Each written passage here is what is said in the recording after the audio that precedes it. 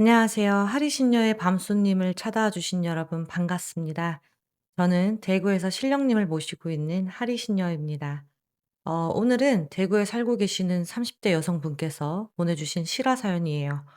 세상에는 눈에 보이지 않는다고 해서 존재하지 않는다고 단정할 수 없는 일들이 있습니다. 오늘의 사연 역시 그 누구도 쉽게 설명할 수 없는 일을 직접 겪은 한 분의 이야기입니다. 그럼 지금부터 오늘의 밤손님의 사연을 만나보겠습니다. 안녕하세요, 하리시느님. 지금으로부터 약 8년 전 대구에서 제가 직접 겪었던 일을 보내드립니다. 저에게는 초등학교 때부터 둘도 없는 단짝 친구가 있었습니다. 초등학교부터 고등학교까지 늘 함께였고 28살 때에는 같은 공장에 취직을 했습니다. 당시 저희는 2교대로 근무를 했습니다. 밤낮이 바뀌는 생활은 몸도 마음도 지쳐 있었고 친구는 혼자서 감당해야 하는 금전적인 이유 때문에 점점 우울증이 심해지고 있었습니다. 그렇게 공장에 취직한 지 3년쯤 되었을 때 친구의 우울증이 더 심해졌고 저는 친구와 함께 있어야겠다는 생각에 월세방을 구했어요. 아, 정말 이런 행운이 있나 싶게 보증금 20만 원에 방 2칸짜리 월세집을 구했습니다. 이사하던 날의 기분은 아직도 생생합니다.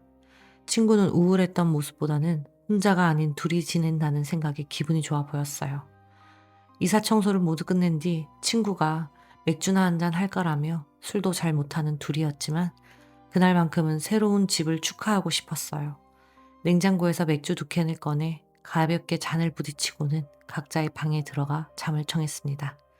그날은 너무 피곤했던 탓인지 침대에 눕자마자 잠이 들었어요. 그런데 새벽쯤 갑자기 눈은 떠졌는데 몸이 전혀 움직이지 않았어요. 손가락 하나 까딱할 수가 없었고 목소리도 전혀 나오지 않았어요. 숨은 쉬어지는데 누군가 제 몸을 짓누르고 있는 것처럼 가슴이 답답했습니다. 한참을 버둥거리다가 겨우 몸이 움직였고 그제야 가위에 눌렸구나 하는 생각이 들었습니다. 다음날 출근 준비를 하다가 별일 아니라는 듯 친구에게 말했어요. 야, 내 어젯밤에 가위 눌렸거든. 너무 피곤한가 보다. 그런데 친구의 표정이 순간 굳었어요. 야, 내도 어제 갑자기 가위 눌린 것 같았다. 순간 이상한 기분이 들긴 했지만 둘 다 며칠 동안 계속 야간 근무를 했던 터라 피곤해서 그랬겠거니 하고 대수롭지 않게 넘겼습니다. 다음날 아침 식사를 하던 중 친구가 먼저 말을 꺼냈습니다. 야, 니 어젯밤에 내 불렀나? 아니? 왜? 아니, 새벽에 방문해서 똑똑 두드리는 소리 계속 나더라. 네가 부르는 줄 알고 나가봤는데 아무도 없었다 아이가. 순간 소름이 돋았습니다. 저도 똑같은 일을 겪었기 때문입니다. 하지만 서로 겁먹기 싫어서 애써 웃으면서 넘겼어요. 그런데 그날부터 이상한 일은 하나둘씩 늘어나기 시작했습니다. 야, 니 어제 창문 열어놨나? 아니? 니 그럼 화장실 불은? 그것도 아닌데. 그러던 어느 날이었습니다. 저녁 늦게 근무를 마치고 집에 들어왔는데 어? 니 뭐야? 니 방에 있는 거 아니었나?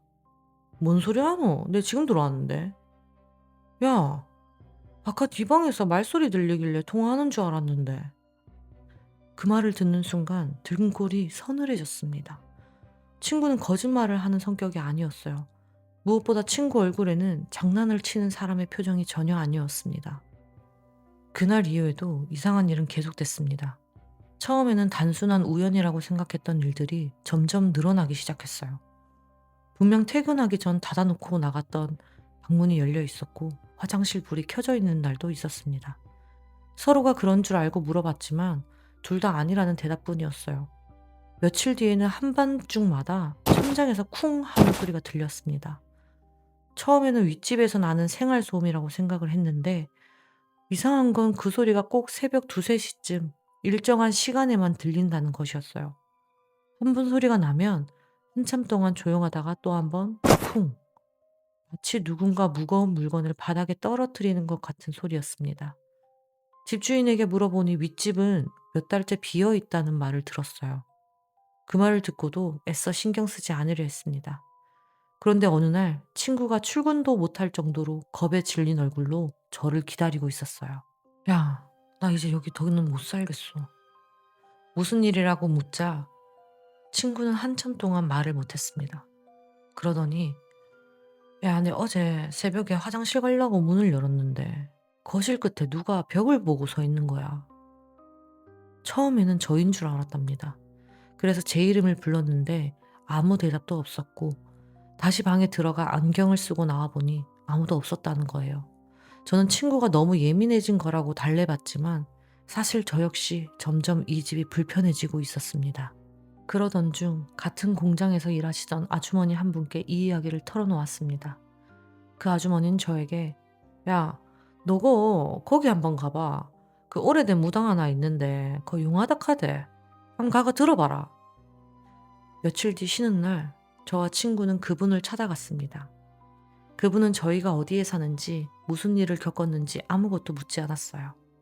저희 얼굴을 한참 바라보시더니 야, 너거 둘 다 요즘 집에서 잠을 제대로 못 자재. 저와 친구는 아무 말도 하지 못했습니다. 그분이 다시 말씀하셨어요. 가만 보니까 가위도 눌리고 문 두드리는 소리도 들리고 집안이 어수선하다. 그 순간 소름이 온몸으로 퍼졌습니다. 그 이야기는 누구에게도 한 적이 없었기 때문입니다.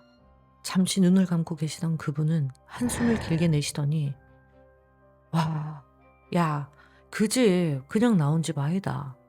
보니까 한 3, 4년 전에 그 집에서 사람 하나 목매단 게 보인다. 순간 너무 놀랐어요. 집주인도 부동산에서도 그런 이야기는 단 한 번도 해준 적이 없었어요.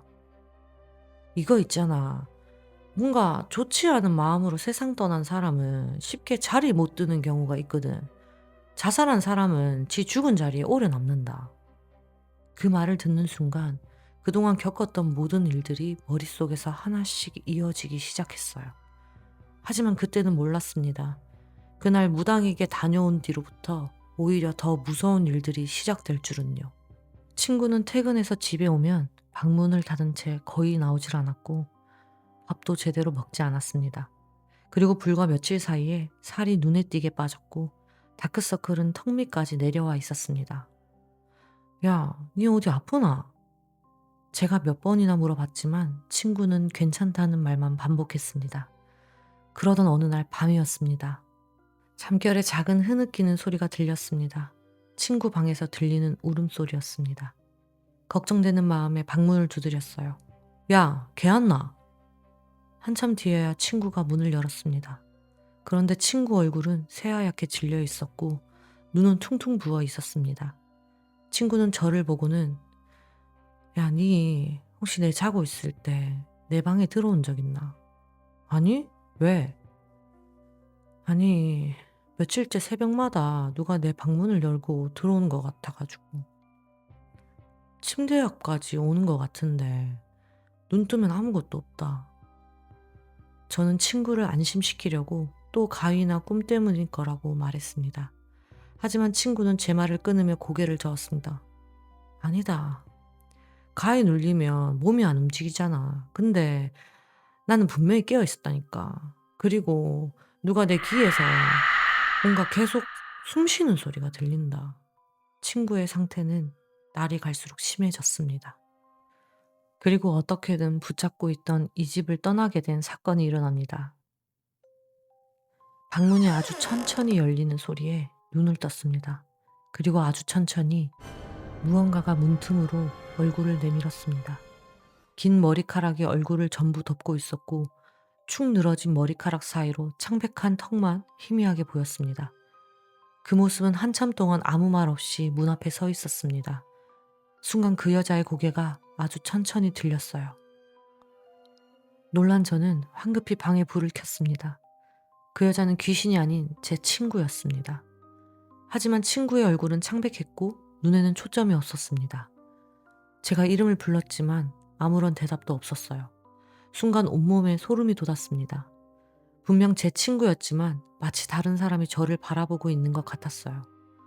제가 친구에게 다가가자 그대로 바닥에 털썩 쓰러졌고 정신을 차린 친구는 그곳에 왜 서 있었는지 전혀 기억하지 못했습니다. 다음 날 저희는 더 이상 버틸 수 없다는 생각에 부동산을 찾아갔습니다. 그러자 부동산 사장님이 뭔가 알겠다는 듯 표정이 순간 굳었습니다. 잠시 망설이시던 사장님은 깊은 한숨을 쉬며 사실 말씀드릴까 말까 많이 고민했습니다. 그 집에는 몇 년 전 혼자 살던 젊은 여자가 있었는데 생활고랑 우울증으로 힘들어하다가 결국 집안에서 목을 매달았어요. 그 일이 있는 뒤로 모든 세입자가 오래 살지 못하고 나가더라고요. 그 말을 듣는 순간 무당이 했던 말과 그동안 저희가 겪었던 일들이 하나씩 맞아떨어졌어요. 저희는 처음 찾아갔던 그 무당을 다시 찾아갔습니다. 저희 얼굴을 보시던 무당은 친구를 한참 바라보다가 야, 그 집에 있던 자살기 네 친구한테 붙었다. 친구는 그대로 주저앉아 울음을 터뜨렸어요. 아니 왜 하필 얘예요? 무당은 친구를 바라보며 말했습니다. 야, 그 귀신은 살해생전 외로움 많았다. 한도 많고 그 한입게 죽은 귀신은 쥐랑 비슷한 기운 가진 사람 붙잡으려고 하는 경우가 있거든. 네 친구가 그 집에 들어간 첫날부터 잠도 제대로 못 자고 겁을 먹기 시작했지.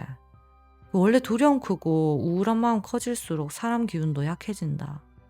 그 자살기는 네 친구를 지깃해 둘락한 기다. 그날 무당은 시간 더 끌면 아가씨 몸에 더 깊이 들어앉는다. 라며 퇴마굿을 진행해야 한다고 했습니다. 당장 굿비용도 갈 곳도 없었지만 친한 공장 언니의 집에 며칠 있으면서 그토록 가기 싫어했던 본가로 돌아간다며 회사 퇴직과 동시에 퇴직금으로 굿을 진행했습니다. 그로부터 며칠 뒤 새벽 굿당에서 굿이 시작됐습니다. 북소리와 방울소리가 쉴 새 없이 울려 퍼졌고 무당은 친구를 가운데 눕혀놓더니 얼굴 여기저기에 검은 물감 같은 걸로 처음 보는 문자를 쓰기 시작했습니다. 굿이 한창 무르익을 무렵 고개를 푹 숙이고 있던 친구가 갑자기 혼자 웃기 시작했습니다. 무당의 얼굴이 굳어지더니 이제야 나오네. 친구는 천천히 고개를 들었습니다. 충혈된 눈으로 무당을 노려보면서 내가 왜 가야 하냐 하며 절대 안 갈 거라면서 화내듯이 소리를 질렀습니다. 무당은 누워있던 친구의 배를 세게 누르며 네 갈 길이 따로 있다면서 큰 소리쳤습니다. 그러자 친구가 갑자기 자신의 목을 두 손으로 움켜쥐기 시작했어요. 마치 누군가 목을 조르는 것처럼 숨을 헐떡였습니다. 저는 친구에게 달려가려 했지만 절대 건들지 말라며 지금 손대면 같이 붙는다라고 무당이 호통치며 저를 막았습니다. 친구는 한동안 몸부림치며 외로워서 못 간다면서 얘가 나를 알아준다라며 울면서 말을 했습니다. 그런 친구를 가만히 서서 보던 무당은 날카로운 칼을 꺼내어 친구의 배에 올려놓고서는 이 처녀 몸에서 나가라면서 계속 소리를 질렀어요. 친구는 계속 나는 혼자였다. 내 옆에는 아무도 없었다. 내가 어떻게 죽였는지 나도 모른다. 나도 살고 싶었다. 라며 중얼거리듯 울었어요. 무당은 너가 한도 많고 외로웠다는 거 안다면서 좋은 데로 보내줄 테니 어서 가라며 그 귀신을 어루고 달래어 주었습니다. 무당이 그 귀신에게 이제 그만 나가라며 친구의 배에 있던 칼을 누르자 친구는 입에서 거품을 물더니 구토를 하기 시작했어요. 너무 무섭고 놀란 저는 입을 막으며 울고만 있었습니다. 무당은 땀을 닦으며 친구를 아는 뒤 원한이 너무 많아가 간신히 보냈다 라며 말했어요. 새벽에 시작해서 밤늦도록 진행됐던 굿이 끝나고 나니 친구는 온몸이 땀으로 젖어 있었고 아까보다 맑은 얼굴이었어요. 이제 굿이 끝났다고 말씀하시던 무당 선생님은 테마 확실히 됐다. 내가 부적 줄 테니까 네 몸 지키는데 써라. 마음 단디 묻고 살아래. 그렇게 굿을 끝내고 난 뒤 저와 친구는 친한 공장 언니 집으로 가서 잠이 들었습니다.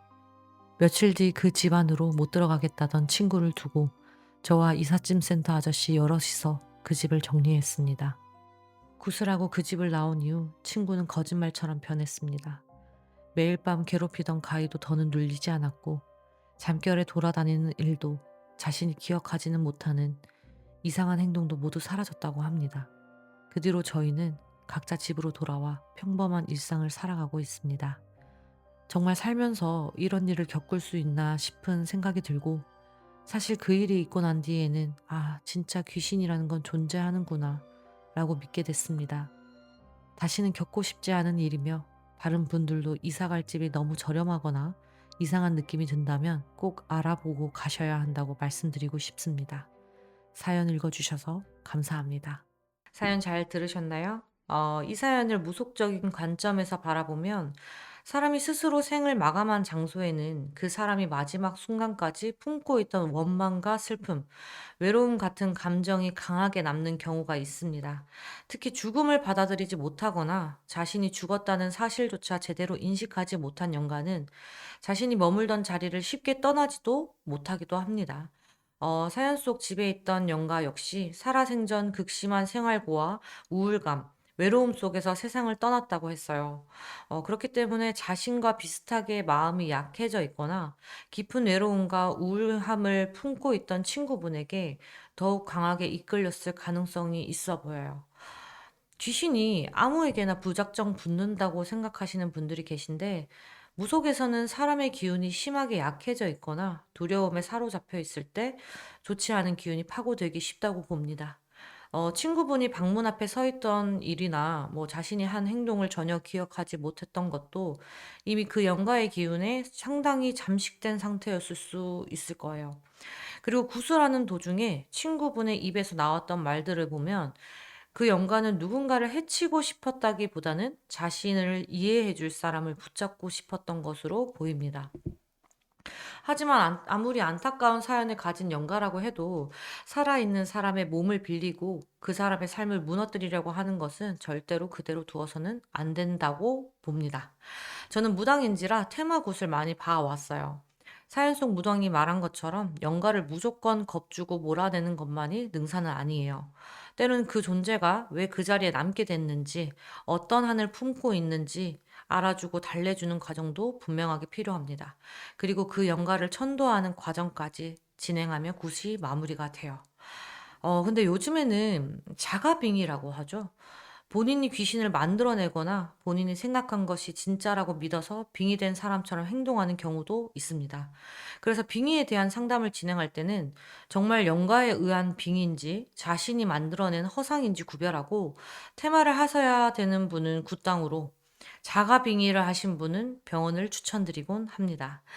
여러분도 특별한 이유 없이 계속 가위에 눌리거나 성격이 갑자기 변하거나 뭔가 잠을 자지 못하고 몸이 급격히 쇠약해지면서 이상한 것이 자주 보이는 현상이 반복되신다면 무조건 귀신이라고 단정할 필요는 없지만 가볍게 넘기지는 않으셨으면 합니다. 우선 건강이나 스트레스 문제를 확인해 보시고, 그럼에도 설명되지 않는 이상한 일들이 반복되면 강요는 아니지만 무속인을 찾아뵙는 걸 추천드려요. 이것이 오늘 사연을 통해 제가 여러분께 전해드리고 싶은 이야기입니다. 오늘도 하리신여의 밤손님을 찾아주셔서 감사하고요. 여러분의 곁에 머물고 있는 이야기가 있다면 언제든 저에게 사연을 보내주세요. 그럼 다음 또 다른 손님의 이야기로 찾아뵙겠습니다. 감사합니다.